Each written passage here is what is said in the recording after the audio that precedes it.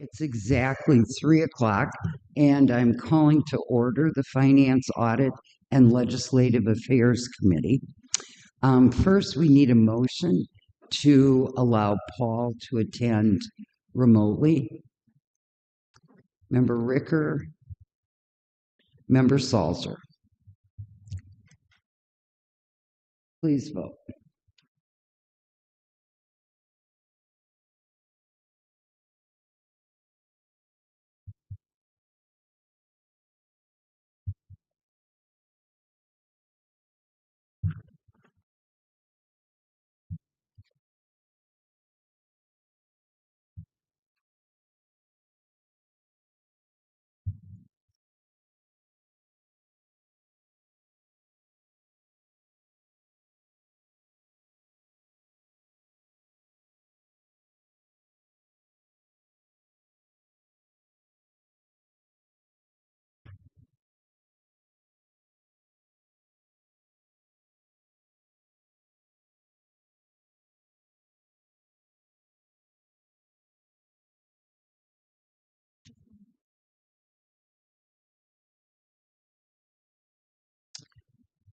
That motion passes unanimously. Welcome, Paul. We'll go on to approval of the minutes from the November 25th meeting. I need a motion and a second, please. Motion by Member Duncan, seconded by Member Blair. Are there any additions or corrections to the minutes?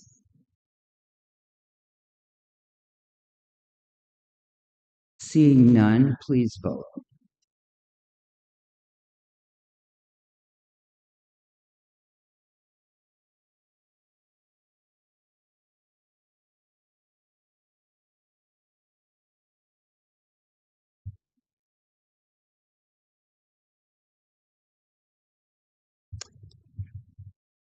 That motion passes unanimously. Moving on to informational items, we have first the monthly financial reports as of October 31st. Julie, welcome. Thank you. All right, so we should be in October about 83.3% through the budget. So overall, we are 91.9% for all funds for revenue, and then for expenses, we're only spending about 65.8%. And in the general fund, which is our main operating fund, the revenues through October are 82.4%, and the expenses are 76.6%. So on both overall and in the general fund, we have better record for revenues received for budget than expenses. So that is good. Calling out general fund highlights by department. You'll notice that admin looks to be under, but that's primarily because of the transportation grant that will be carried over to this current fiscal year. Just as a reminder, the treasurer will have a bunch of revenues that will be recorded in period 13. So those will come forth once we have December. And then looks like ROE is low, but that is also a grant that is received twice a year. We did receive, going from the revenues as a whole by category, PBRT, we did receive all the revenues through December, and we were expecting to only receive about 5.5 million, but we did get pleasantly surprised, and we are about 6.2 million, which is much better. There is a general fund hit that was below what we were expecting by 1.7, but that is offset a little bit by the positive sales tax that has been received. The charges for services, just want to point out that again, that was low. I think I said this in the last month or two, because of the federal detention, they're not having the sheriff's office hold as many detainees. So the charges for services will not be as favorable by the time we get to the end of the fiscal year. And one other thing I wanted to note that I caught earlier today is that we should have had a fund noted that was not within fund balance policy, we have a grant fund for the planning and zoning department as a reimbursable fund. So we had expenses, but those revenues are not offset. So that fund will be in balance, but it is not in balance as of October. So I just wanted to bring that to your attention in case you saw that. Those were just a couple highlights I had for you. If you have any questions, I would be happy to take them. Well, I really like that our revenues are way coming in way up, and the expenditures are a lot lower than anticipated so far. Are there questions from committee members? All right, thank you. We'll go on to the Long-Term Care Service Fund report. Heather? A little shorter, so thank you. Good afternoon. The Long-Term Care Services Fund balance as of October of 2025 is $4.29 million. Interest earned to date between the several months in 24 and through October of 25 is $166,000, which puts us a little bit ahead of where we were projecting to be, which is always a good thing. And we are still on track to have about $1 million left anticipated after the bonds are paid off, should that board at that time decide to do so. Happy to take any questions. So we still are on track for 2032 to be able to pay off the bonds in full. Correct, yes. Okay. Are there questions from committee members or comments? All right, thank you. You're welcome. Then moving on to accounts payable, employee reimbursement, and purchase card activity for November of 2025. Yes. So in your packet, you have all of the transactions paid in November of 2025. You'll notice the total was about $6 million, and half of that was for the debt service out of the debt service fund. And on the first page of all the itemized charges, you'll see at the very top the 3 different bonds that were paid, which one of those includes the Headington Oaks bonds.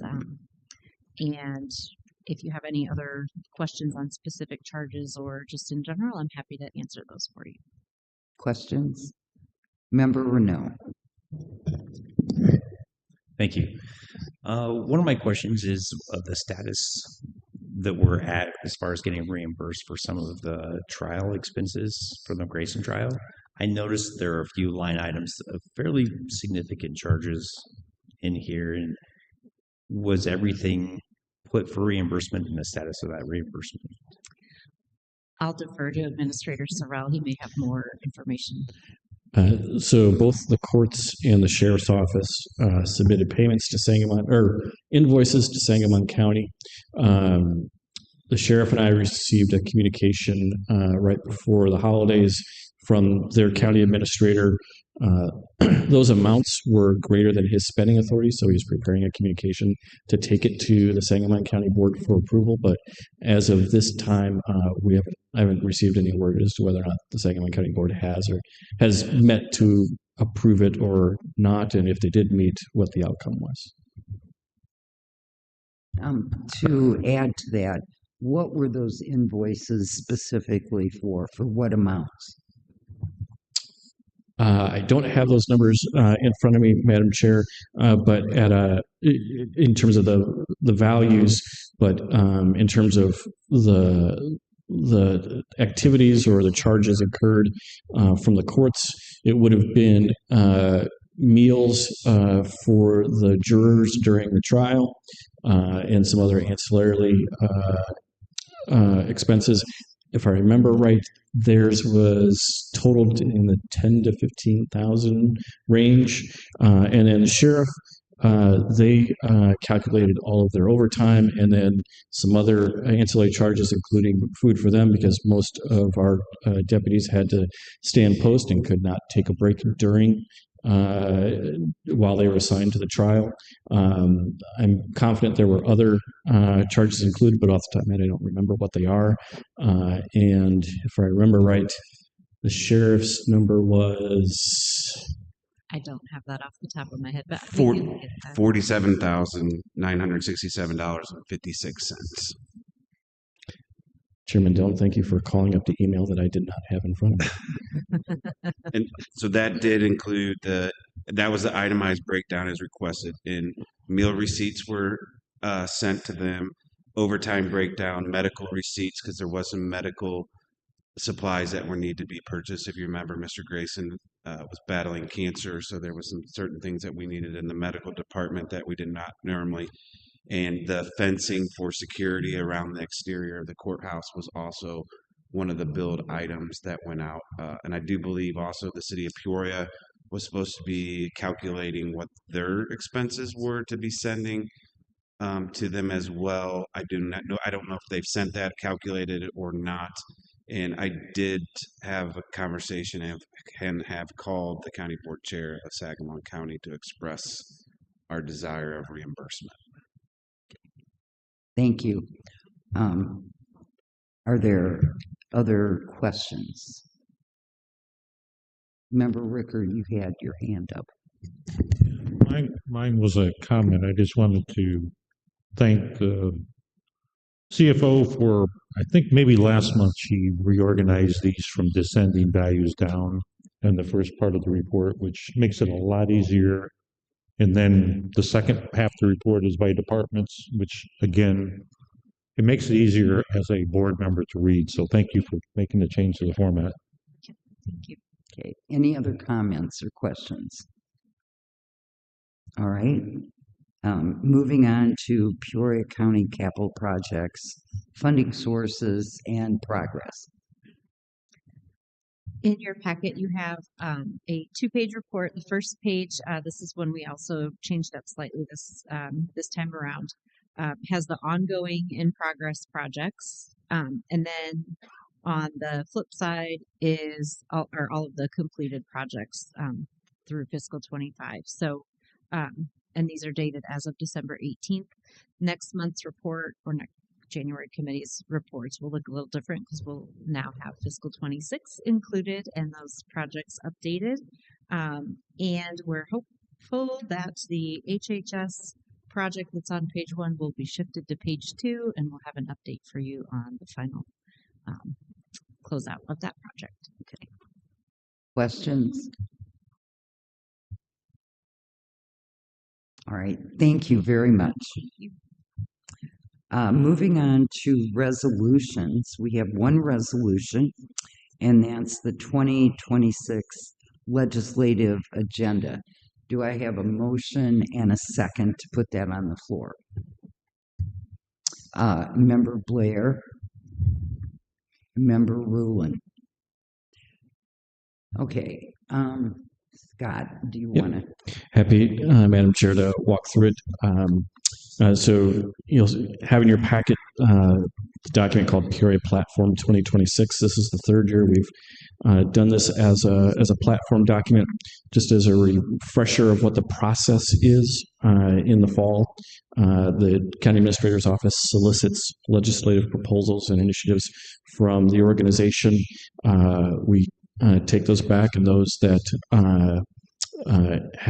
are good for the organization and the administration's purview are then assembled, working with the city manager and the public health administrator from the city's perspective and the Board of Health's perspective to create the document that we're recommending you approve today. Just also as a reminder, spring of 26 is the second session for this General Assembly, and historically that means that we've seen less transformative legislation taken up by the General Assembly. We also noted in the agenda briefing that state fiscal year 27 is going to start with a multi-billion-dollar deficit for the General Assembly to fill the gap. So we think there's going to be some things that are a little bit more present in their mind's eye but we wanted to put forward some things that we are recommending are important. If you look at the document itself, the legislative policy statements that you've approved the last several years remain unchanged. And then it's organized as it has been in the past, where we have joint requests from all three bodies. And then you'll see the city only or city specific requests, then our specific requests, and then some Board of Health requests at the end. Just at a high level for the committee and maybe anybody watching, I'll quickly run through the joint requests and the county specific requests, and then happy to answer any questions.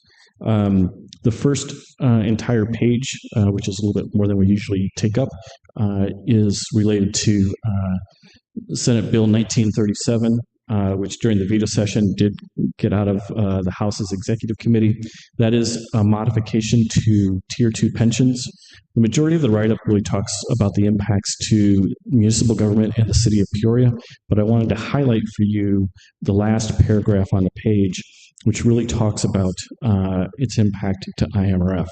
As you know, everyone on our payroll is enrolled in IMRF, as is mandated by statute.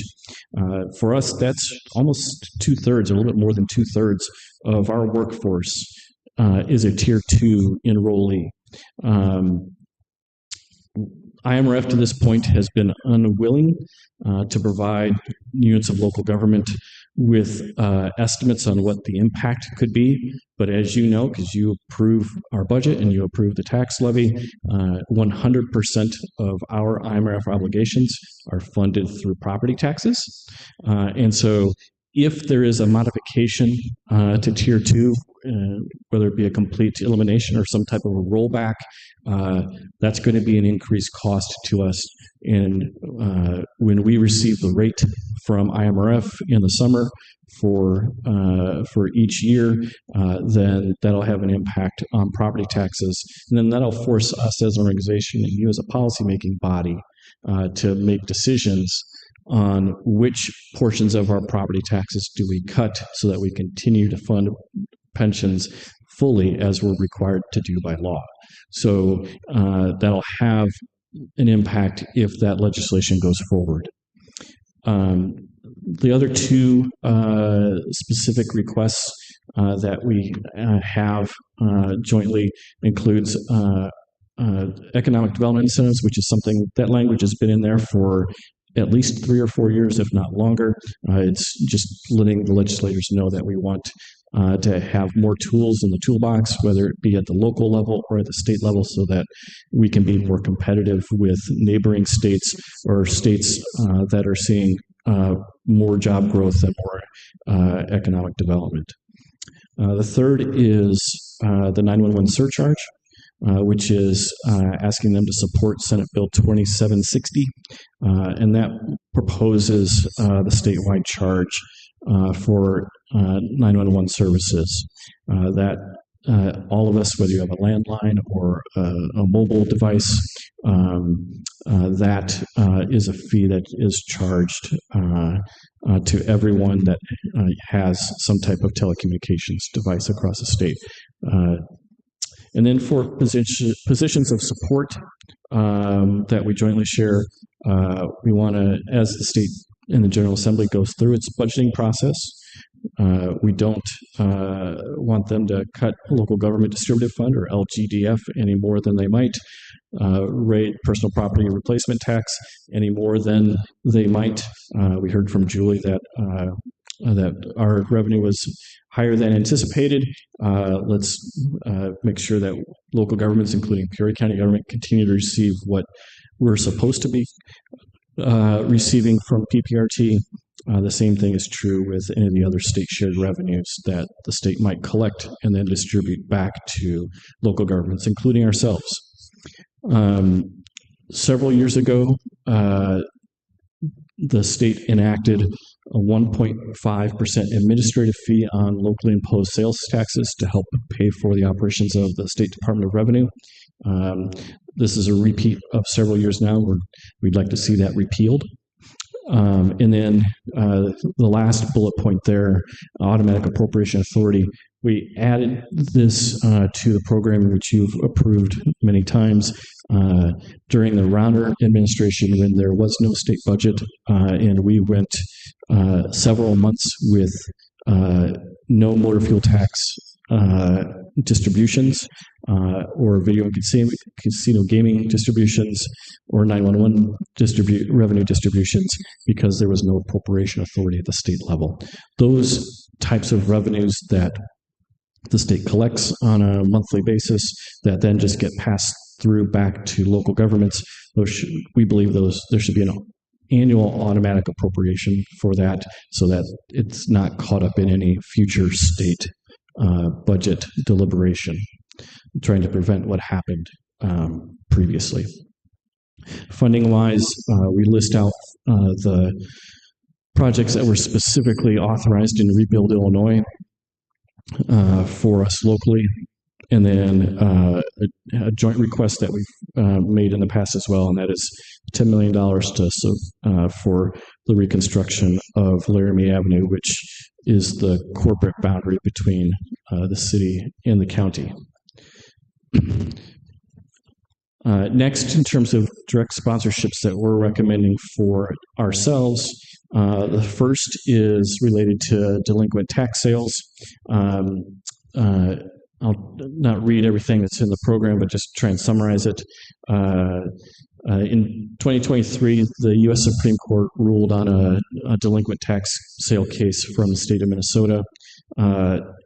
Illinois is a state that has a similar tax sale process, and that case was brought by activist litigation, and since then, Illinois counties, including ours, has been subject to, again, activist litigation to try and get the issue resolved. What we've done here is laid out for the legislators that approximately 2,300 of our 89,000 parcels on an annual basis are delinquent on their property taxes, and they go through that tax sale every year.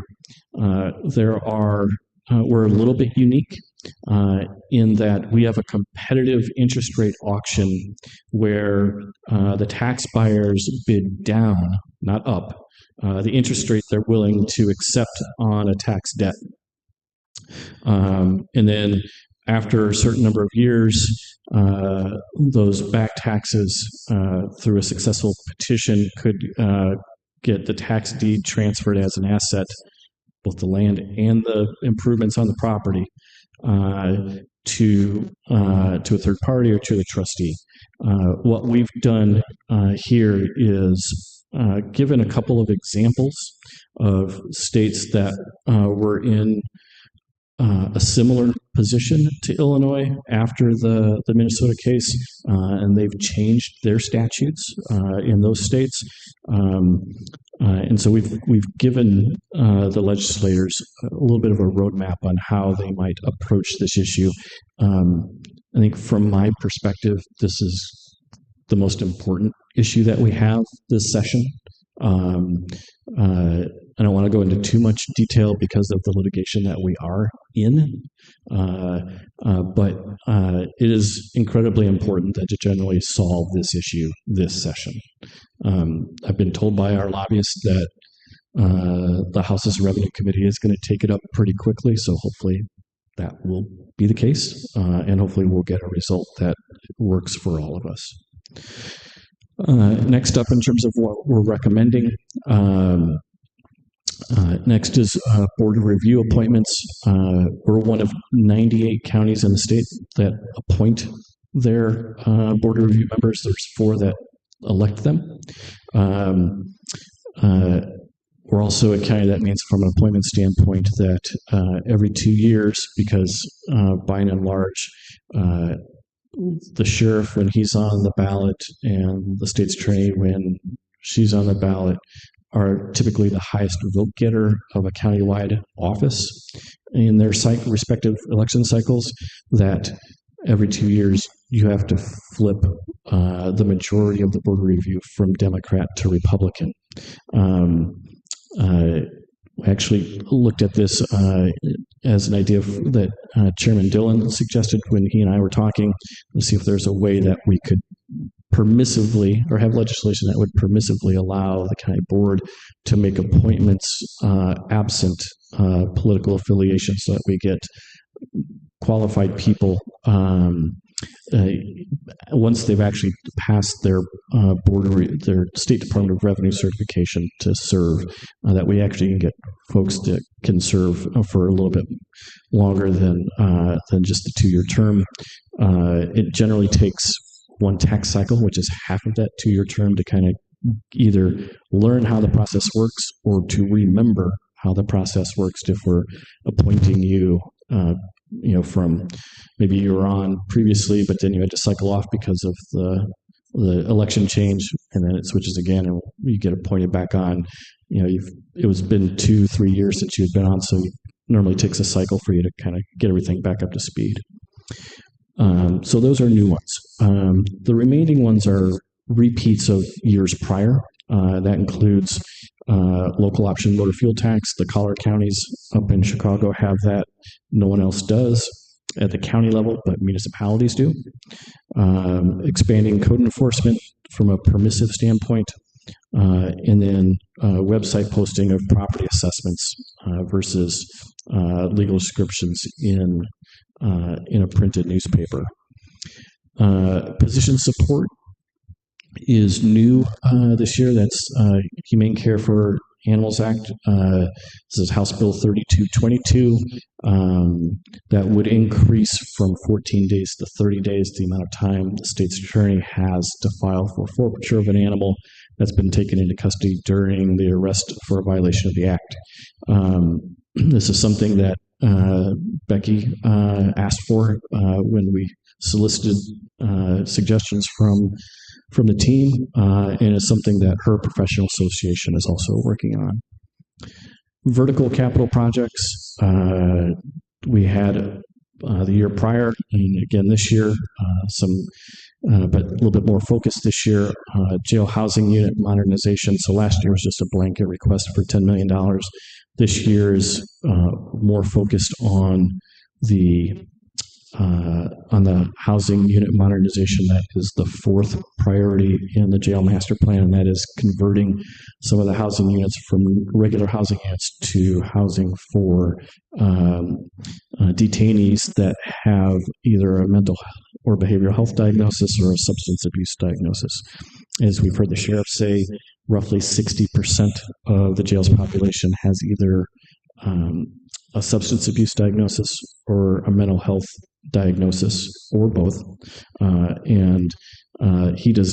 The current jail does not have the treatment facilities necessary to accommodate that population while they're in his custody. Second is, again, a repeat from prior years, and that is funding for American Mausoleum. And third is a repeat, but as a smaller amount, and that is courtroom technology. Previously, we'd asked for $500,000. There actually was a resolution today at Public Safety Committee for $50,000. And talking to the courts, they saw, based on everything that we've been able to do thus far, an additional $250,000 versus $500,000 would be appropriate to ask for. Horizontally, Lake Street reconstruction. We've identified this not just prior, but here as well. When this was in Rebuild, Illinois, it was $6 million for both Lake Street, for the stretch between Knoxville and Sheridan, and Gale Avenue between Forest Hill and Sterling. Since that time, we rebuilt Glen Avenue between Knoxville and Sheridan for roughly $6 million, just a shade underneath that. So $6 million for the two is not going to cut it. gotten some high level engineering estimates, and based on what Glen cost, Lake Street would be roughly 6.6 million, and Gale would be 8.8. So we call those specifically out here to actually reflect what the current costs of those are in today's dollars. And then the other two horizontal requests include the reconstruction of Willow Knolls Road, which is $6.5 million. That would go from Allen Road to University, and then Cameron Lane reconstruction, $12 million there to improve safety on Cameron Lane between State Route 116 and US Route 24. That would expand shoulders and make structural improvements to the road surface along with some paving. Not a full reconstruction, but at least a start to that. Madam Chair, at a high level, those are the joint requests and the county-specific requests, and I'm happy to answer any questions. Are there questions or comments? Member Renaud? Thank you. I know we had mentioned something about the 911 tax on here. Would this be an appropriate place to also ask for some leniency on what those restricted funds could be used for? That could include warning systems or tornadoes.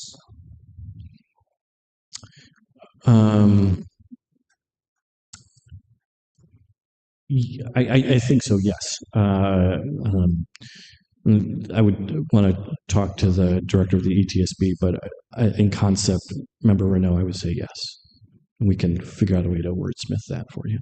Okay, thank you.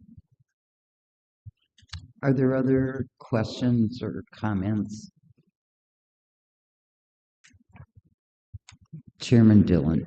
I think one thing to show, I think that is different from last year, and we can go back to it if this board so chooses to recognize that. But I expressed when this was initially given to myself, Linda, and Sharon to review for signing off, to have the county removed from the portion advocating for taxing services on that. Thank you. So My I did heart. not want that to appear that this horseshoe, and that's a policy discussion here, but this member, I'm adamantly opposed to taxing more services in that extent. So I just didn't want it, that is on here, but it's listed as a city initiative, not a Peoria County initiative. And I think in years past, it had been listed as a joint thing. So that was removed, and I'm happy to discuss over the years of, since this has been basically lucky enough for 3 years now to be chair of this board, and seeing the cycle back and forth on the board of review, because in most counties it probably doesn't change, but Peoria County is a purple county where every 2 years or a year and a half it's flipping. And the way the test is, it's a very hard, we have to set up for a test. It's a very hard test to pass. I think the only 3 people, well, there's probably 4 right now with the way that the timing had worked on some testing in the entire county, and that's Josh Smith, who just cycled off as a Republican appointment, an attorney in town. But Sid Ruckery goes on there, Greg Fletcher, and Kevin O'Shaughnessy's back on there, an attorney in town. And we have with Chad, have one of the best group of 4, but it's basically been those 4, all respectable. Each has their own knowledge back and forth. Do those positions really need to be considered a D and an R? They're never meant to be lifetime of positions. The board can always choose to take somebody off, but when you find some really good people on there, it's not the easiest to find. So one of the thoughts was, do we really need to? I'm sure there's other places in the state of Illinois that would very much love for that to remain a partisan patronage type job. But looking at how we operate business here, I just thought it would be maybe behoove us to look at taking the politics out of the assessments. So I'm happy to answer questions in that regard for why that was on there. And if you want to take it off there, you won't hurt my feelings either. Well, my only comment would be, I just don't think you want the same people on a board of review for, let's say, 10 years. I think you're inviting some other issues that you don't want by doing that, because those are very, really powerful positions that have economic consequences for people. So I would say past Chairman Rand had made a point of some of these committees are not lifetime appointments when you do not run for an office. And I've tried to take that view on some of the other boards. I know I've upset a few water districts in Peoria County by not, there's been people that have been on these boards, no websites, no posting of meetings, no posting of agendas. And that is not acceptable in 2026. And being that my name and this board's name's attached to those, I've made some requests to those chairs that basically we are not going to rubber stamp just them sending appointments. It is a real struggle. And I'll be honest on I've had some conversations with some city councilmen on some cemetery districts to find people to serve in those. And you might see us do some postings of asking for certain, specifically Mount Holly Cemetery Association is a struggle. It's supposed to be a 6-member board. There's 3 members on it. That's not even enough for a quorum technically to vote on stuff. And I cannot get people to serve on that because it's specifically, you have to have 3 of them have to be family members. 3 of them, the other 3 basically have to live within 15 miles, or 2 of them have to live within 15 miles, and the last one can just be a resident of the state of Illinois. So like they do have some quirky things in there, but even in those positions, it's this board for the chair to present it. And then if you want to change those positions, that is this horseshoe's purview to do that. But I think we've done a good job of trying to keep check on that in the under Mr. Rand, and even in the last few appointments of that these are not lifetime appointments. Good. Thank you. Member Ricker. And I appreciate the discussion around this one. I think at this point, I agree with the proposal for what was written up here, not to make it a political appointment, make it a qualified appointment. I would probably ask maybe to consider some term limit, so you'd at least have to go back and reapprove from a term standpoint on this, kind of back to Vice Chairman Daley's position here of, we don't want these to be lifetime. I don't know if a term is the right way to phrase that, but that would be my only other input. And I think that's open to some sort of interpretation for the legislators to try to figure out what if there would be a happy medium compromise. And I think that could be discussed.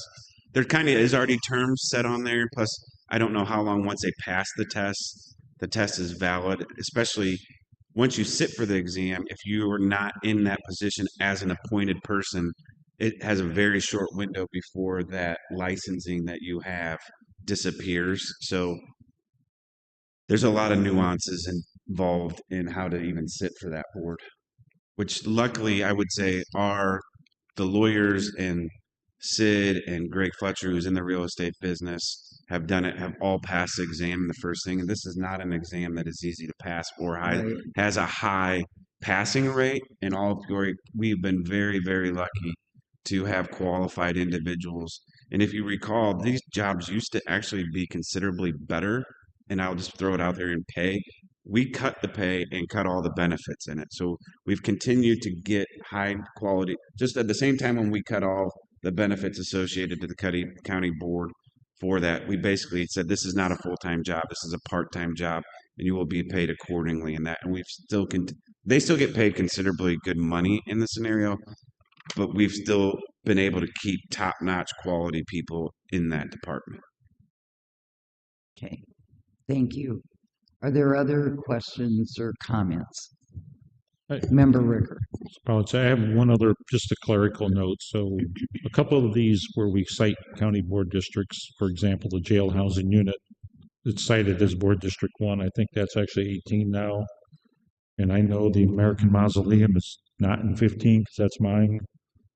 So just go back and make sure from a clerical standpoint, the board districts are appropriate. Thank you. Other comments? Member Phelan. My only ask is if the administrator could talk about the jail housing modernization request that's in here. I know previous conversations have led me to believe that we haven't visited a jail health facility, mental health facility. So I'm just curious if that money was to be awarded, what type of timeline would we be looking at to expend it? Is that going to fit into the jail master plan? And lastly, if construction cost was to exceed that, where would we come up with the money to match? So start last and maybe try and work back.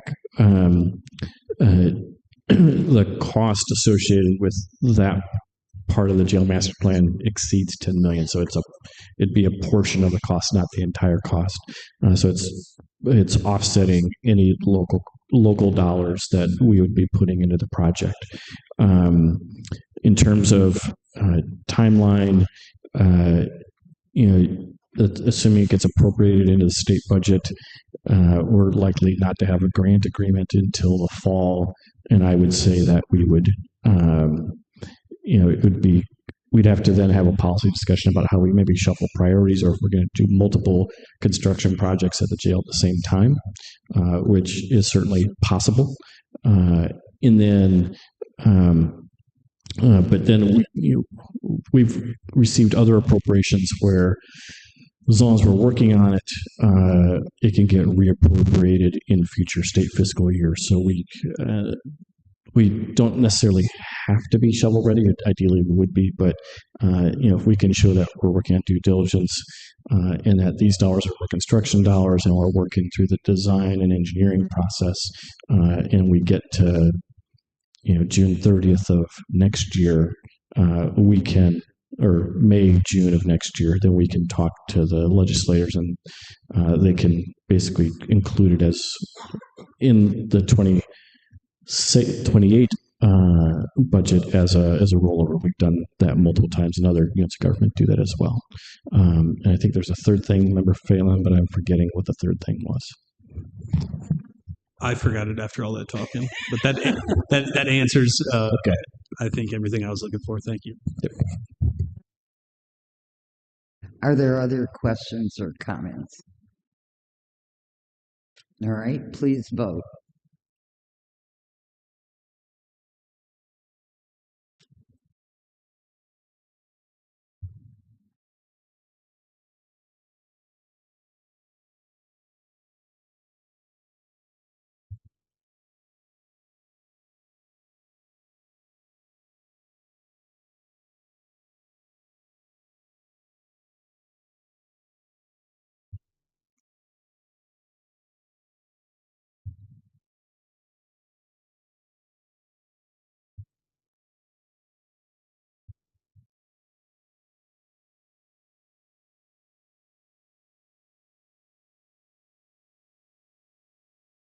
All right, that passes unanimously. Now we are at public comment. Is there any public comment? Miscellaneous? We are adjourned.